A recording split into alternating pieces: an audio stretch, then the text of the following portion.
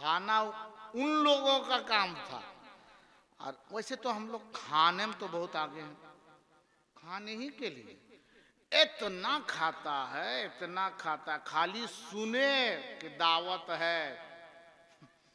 उसके बाद में 4 बजे जो असर के बाद अगर कुछ नाश्ता भी करने की तबीयत चाहती है ना तो वो नहीं करता, खाली इंतजार में है कि बस जाएंगे।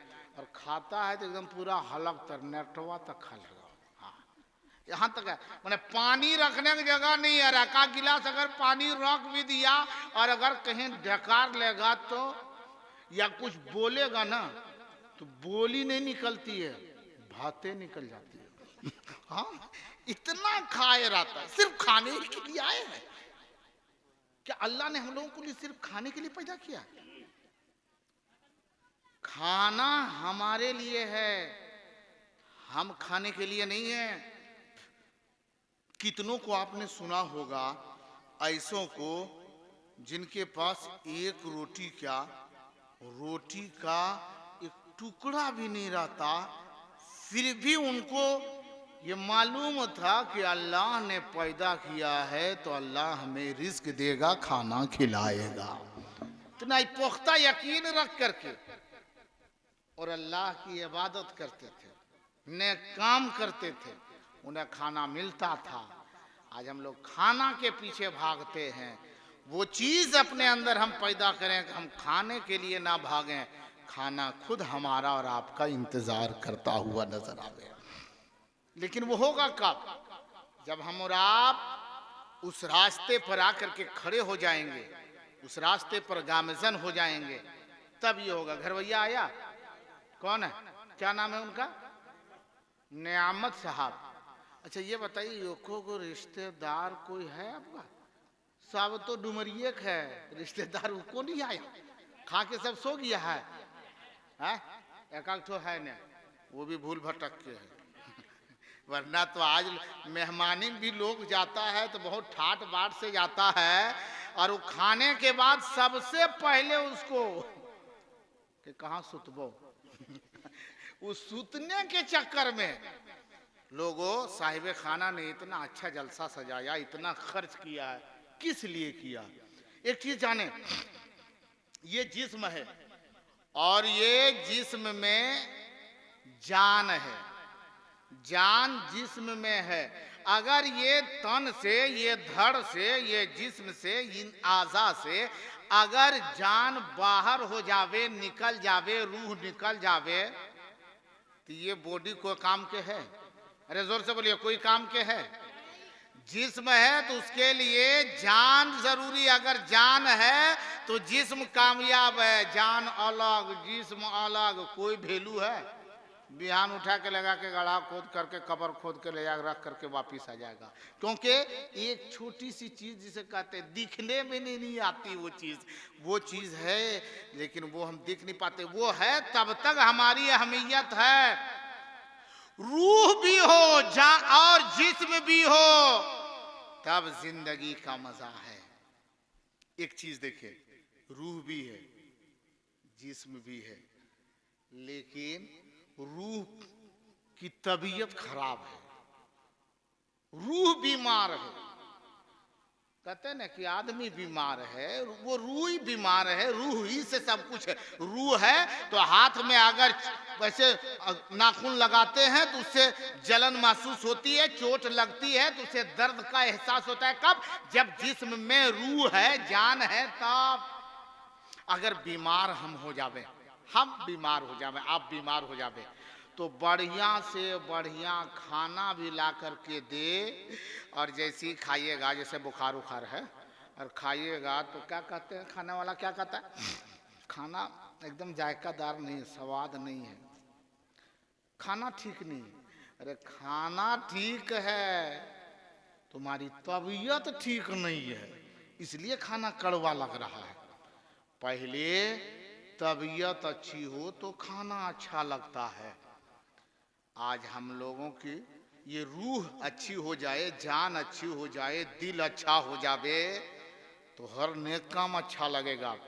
यकीनन नियामत साहब काबिले मुबारकबाद हैं, जिन्होंने हमारे और आपके लिए रूह रूहानी ग़िज़ा का भी इंतज़ाम किया है और जिस्मानी ग़िज़ा का भी इंतज़ाम किया था कि लोगों रूह की ग़िज़ा मिलेगी, लेकिन अभी इस वक्त ज़रूरत है तुम्हें जिस्म की ग़िज़ा की। पहले जिस्मानी ग़िज़ा दे दिया, पहले खाना खिला दिया, पुलाव खिला दिया, रोटी चावल खिलाया, गोश्त बिरयानी वगैरह सब्जी खिला दिया कि जिस्म को पहले तुम जिस्म को भर लो, जिस्म की ख्वाहिश को पूरी करो, यानी तुम खाना खा लो, अपने जिस्म की ग़िज़ा को हासिल करो, फिर उसके बाद में रूह की ग़िज़ा के लिए अल्लामा अख्तर चतुर्वेदी आएंगे, रूह की ग़िज़ा देने के लिए नाइबाने मुस्तफ़ा आएंगे, रूह की ग़िज़ा देने के लिए मुस्तफ़ा जाने रहमत के असीर आएंगे, मुस्तफ़ा जाने रहमत सल्लल्लाहु अलैहि वसल्लम के गुलाम आएंगे, गुलाम गौस आएंगे, गुलाम ख्वाजा आएंगे, ये इन बुजुर्गों के शहीदाई आएंगे, उलमाए दीन आएंगे और तुम्हें रूह की ग़िज़ा देंगे। तुम्हारा जिस्म भी ताकतवर बनेगा, तुम्हारी रूह को भी कुव्वत मिलेगी, तुम्हारी दुनिया भी संवर जाएगी, तेरी आखिरत भी संवरती नजर आएगी। लेकिन आज हम कितने दूर आ गए, इन चीजों का हमने ख्याल नहीं किया। जाने का अंदाज खाता है ना, तो ये नहीं कहता हम नहीं आएंगे, अगर घरवैया पूछ भी ले, यहाँ की बात नहीं करते और जगहों पे भी मेरा देखा हुआ, घर वाला अगर बोलता है अगल बगल वाला क्या मिला शरीफ शुरू हो तो ना जो, हाँ ये बबुआ है ना, ये पतवा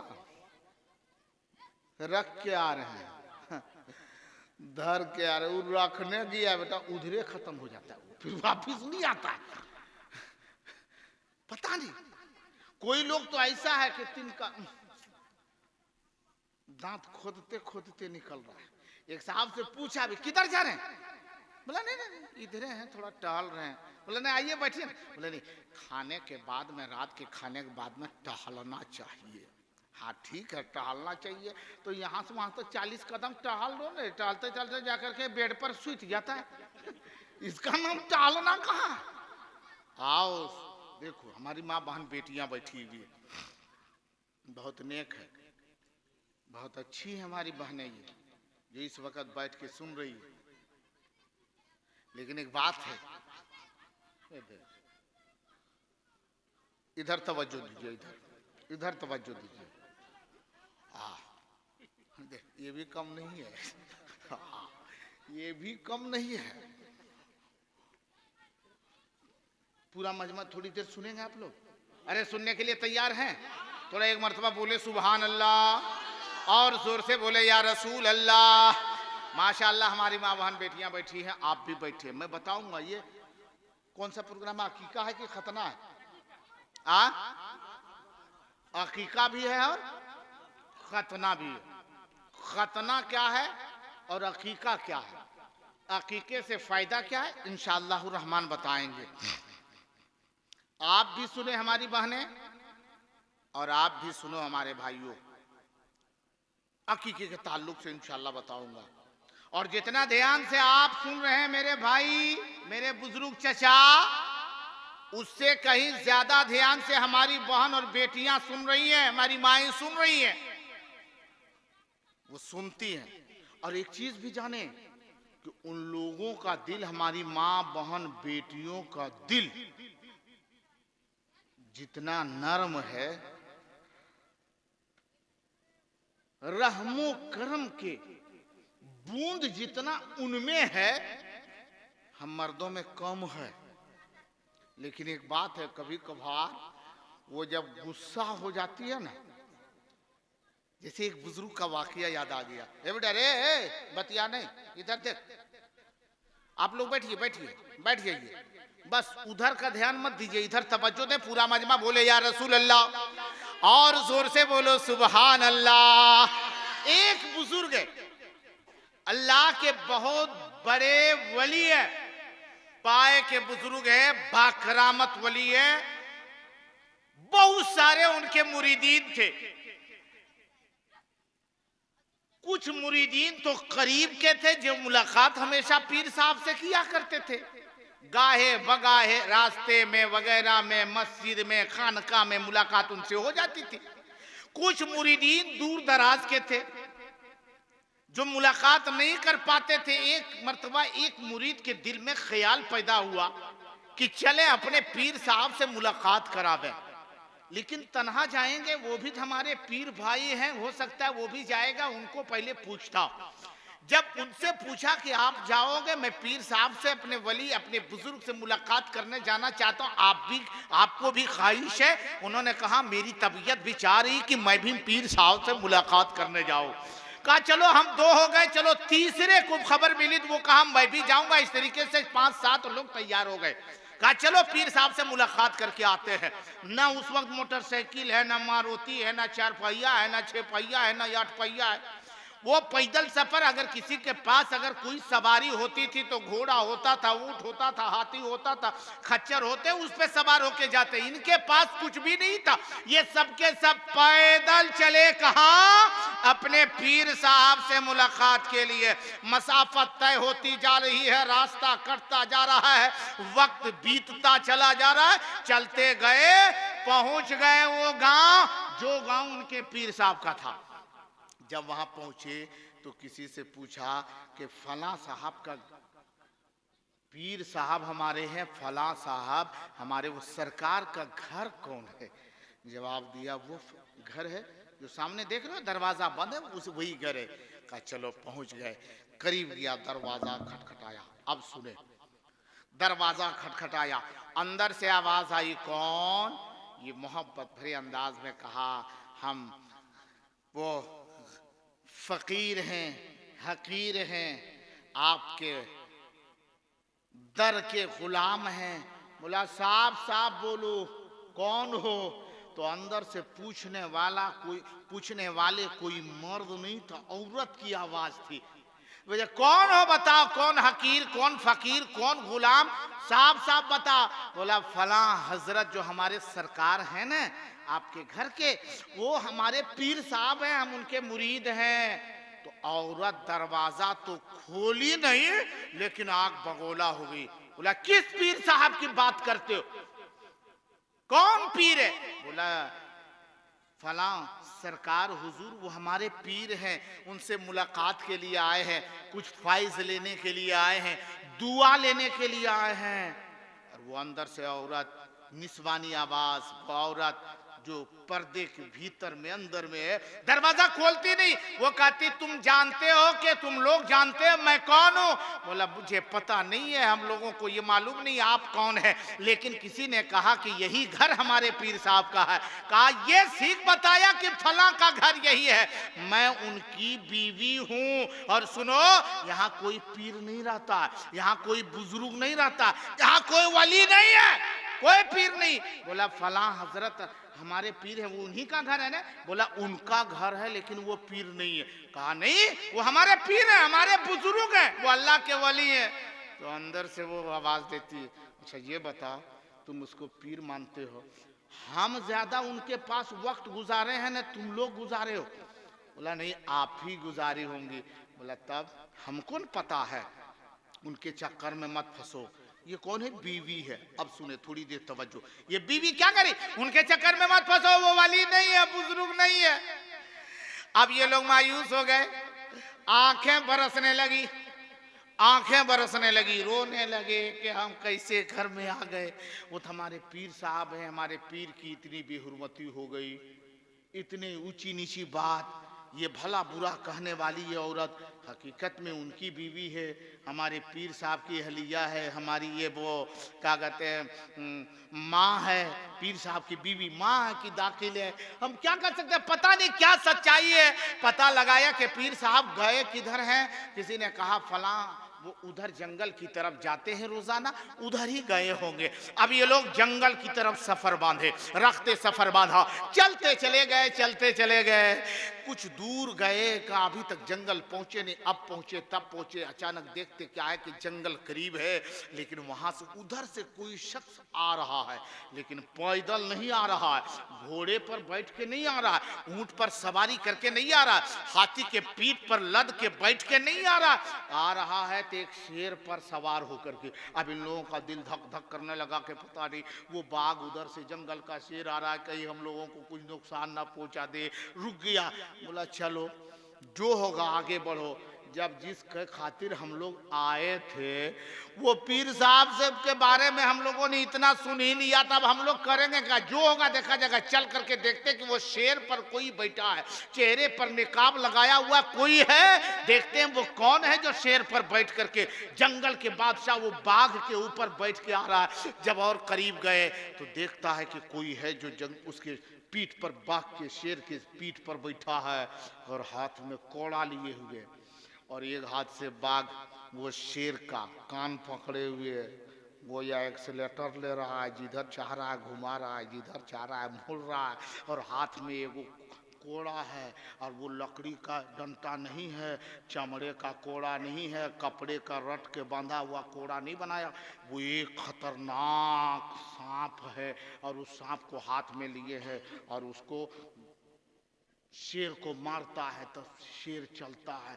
का बाप रे, ये कोई लगता है बहुत बड़ा वली होगा, बुजुर्ग होगा कि सांप को भी अपने कब्जे में रखा, शेर को भी अपने कब्जे में रखा है।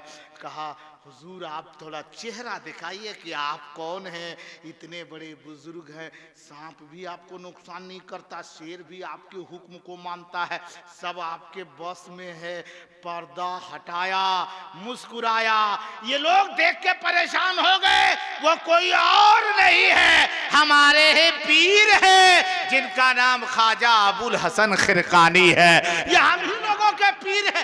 देखा परेशान हो गए, बोला हुजूर हम लोग सोच रहे थे ये कौन है? बोला मैं ही हूं, देख शेर मेरे बस में है। देख के ताज्जुब की क्या बात है, जिधर मैं चाहूं ये शेर को मोड़ सकता हूं, जिधर चाहूं इस सांप को मरोड़ सकता हूं, ये मेरे बस में है। तो उनमें से एक शख्स बोला हुजूर सब तो आपके बस में है, लेकिन वो बस में काहे नहीं है? वो बस में? बोला कौन? बोला अब हम ही लोग नहीं जान रहे हैं कि क्या हुआ है, हम लोग आपके घर गए थे, लेकिन वहां जब पहुंचे तो अजीब हाल था। हम लोग बोले हमारे पीर साहब कहाँ करा था कि वो आवाज अंदर से आ रही थी, और वो कहने वाले कोई मर्द नहीं था, वो एक कोई औरत थी, निस्वानी आवाज थी, वो कह रही थी कि कोई यहाँ वली नहीं रहता, कोई बुजुर्ग नहीं रहता। हुजूर आपके खिलाफ कितनी बातें हो गई, हुजूर आपको बुरा भला कहा गया, आपको छोटा दिखाया गया, आपकी कोई वहां इज्जत नहीं। हुजूर यही हम लोग सोच में पड़े हैं कि ये शेर आपके कब्जे में है। बोला शेर ही नहीं, पूरे जंगल का जानवर जिसको मैं हुक्म दे दूं वो मेरे हुक्म पर अमल करेगा। जिधर मैं जिसको जो कुछ कहा दूं, ये पहाड़ को अगर हुक्म दूं कि तू सोना हो जाए तो वो सोना बन जाए, मेरा बस सब पर चलता है। बोला हजरत तो वही तो हम लोग सोच रहे हैं कि सब पर आपके बस में सब है, वो बेबस का है, उसके बारे में हमको जानकारी दीजिए। तो जानते हैं अब इन लोगों की आंखें जो बरस रही थी वो आंसू सूखे, और हजरत की आंखें बरसने लगी, उनके आंख में आंसू आए। कहा मेरे मुरीदो, आज जो तुम ये देख रहे हो ना, जिसके पीठ पर मैं बैठा हूं, ये शेर जिसके पीठ पर मैं भी बैठा, लकड़ी काट के इसके पीठ पे लाद दूं और इसको कह दूं ना कि जा मेरे घर के दरवाजे पर छोड़ा, तो ये जाएगा, दरवाजे पर लकड़ी छोड़ के वापिस आएगा। ये सांप को मैं ये काट नहीं सकता, मुझे डस नहीं सकता, मुझे तकलीफ नहीं दे सकता, क्योंकि ये मेरे बस में है।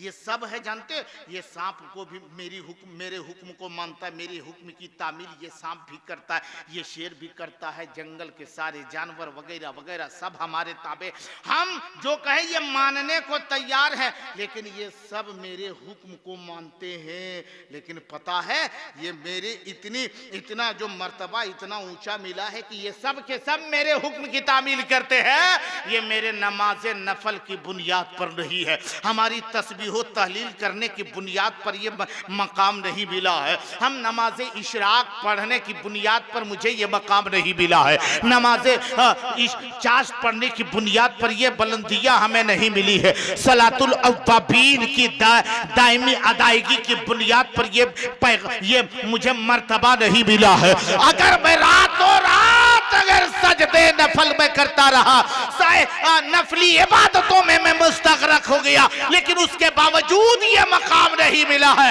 हमारी नफली इबादतों की बुनियाद पर यह मकाम नहीं, हमारे औरादों वज़ाइफ की बुनियाद पर यह मकाम नहीं। लोगों ने पूछा था मेरे पीरो मुर्शिद आप तो इतना बता दीजिए कि अल्लाह ने इतना ऊंचा मकाम दिया है, अल्लाह ने इतना ऊंचा मकाम दिया है, अल्लाह ने इतना बड़ा मर्तबा दिया है, अल्लाह ने आपको ये ताकत दी है, कुव्वत दी है, वसअत दी है, ये पावर दिया है कि जिस पावर की बुनियाद पर जंगल के शेर को भी आप अपने कब्जे में कर ले, जंगल के दरिंदे फाड़ने चीड़ने वाले जानवरों को आपके अपने अपने कब्जे में आप कर ले।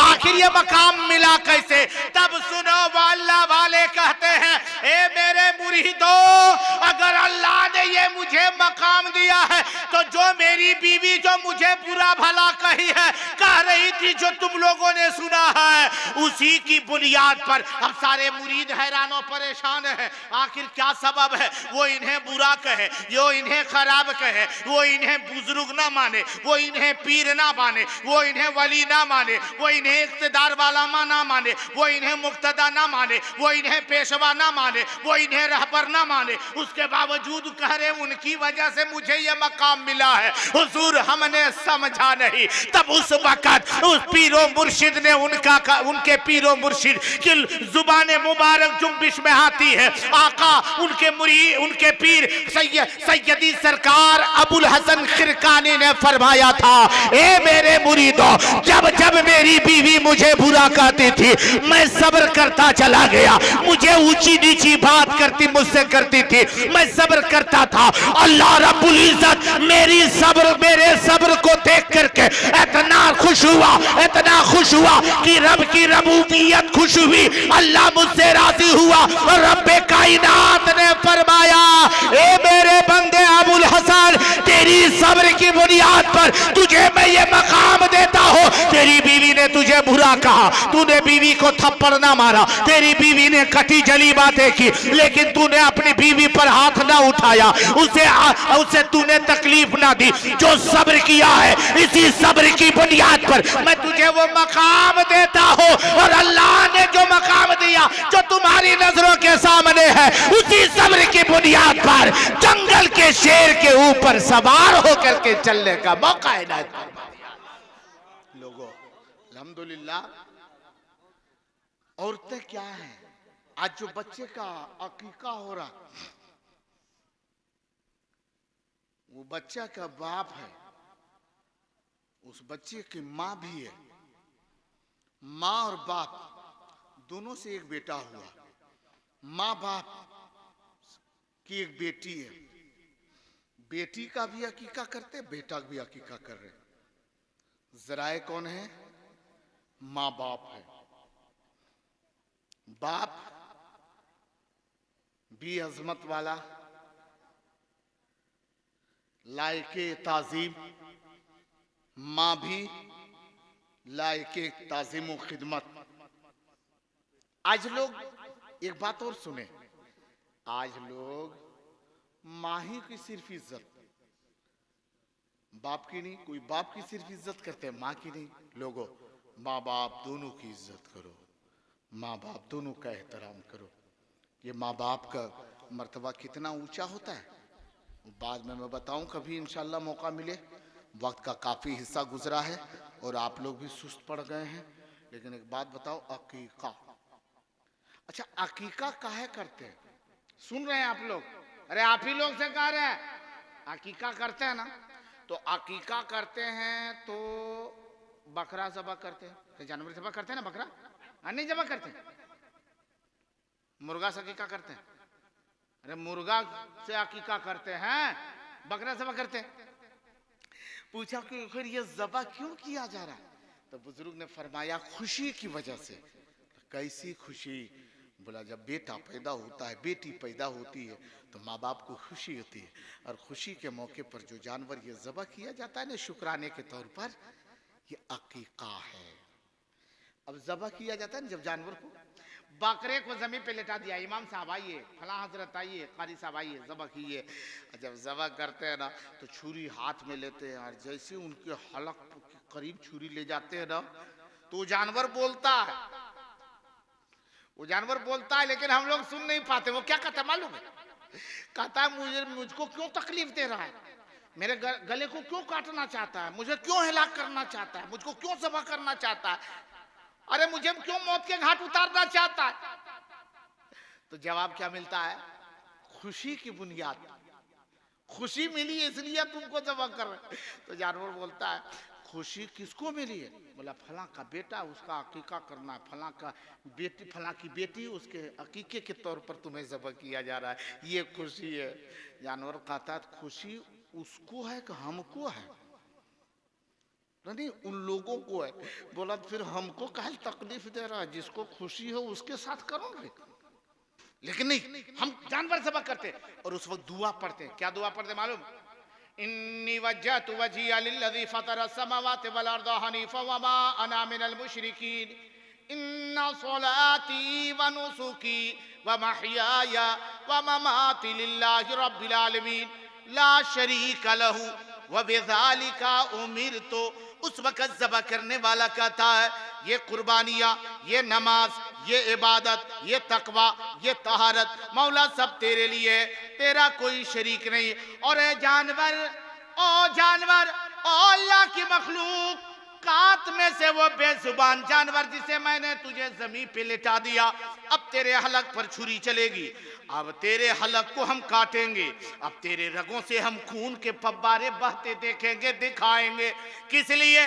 या अपने फायदे के लिए नहीं, तुझसे कोई दुश्मनी है वो दुश्मनी निभाने के लिए नहीं, इसलिए मैंने ऐसा करता। वो बिज़ालिका उमिरतु व अना मिनल मुस्लिमीन, इसी का मुझे हुक्म दिया गया है।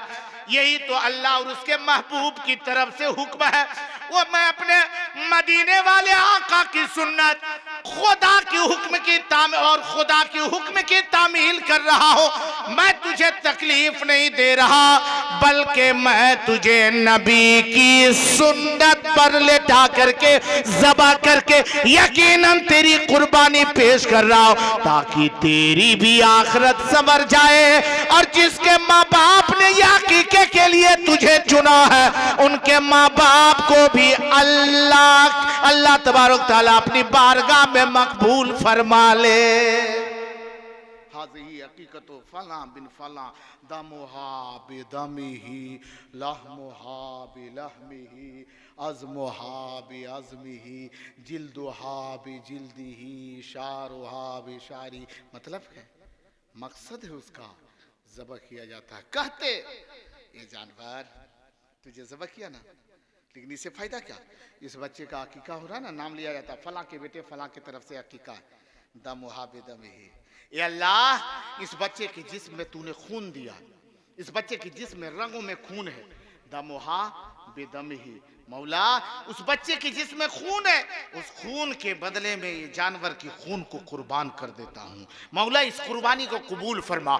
दमुहा बिदमिही लहमुहा बिलहमिही, मौला उस बच्चे के जिस्म में गोश्त है, उस गोश्त के बदले में जानवर की गोश्त को कुर्बान करता हो। मौला उस बच्चे के जिस्म में चमड़ी है, उस चमड़े के बदले में जानवर के चमड़े को कुर्बान करता हो। शारुहा बेशारिही, बच्चे के जिस्म में बाल है, उस बाल के बदले में इस जानवर के बाल को कुर्बान करता हो। कभी दुआ पढ़ी जाती है अज़मुहा बिअज़मिही, बच्चे के जिस्म में हड्डियां हैं, हड्डियों के बदले में इस जानवर के हड्डी को कुर्बान करता हो। ए मौला तू इस कुर्बानी को कबूल फरमा ले और उस बच्चे को दुनिया की बलाओं से हिफाजत फरमा और उसके वालिदैन की आखिरत को कामयाब व कामरान अता फरमा।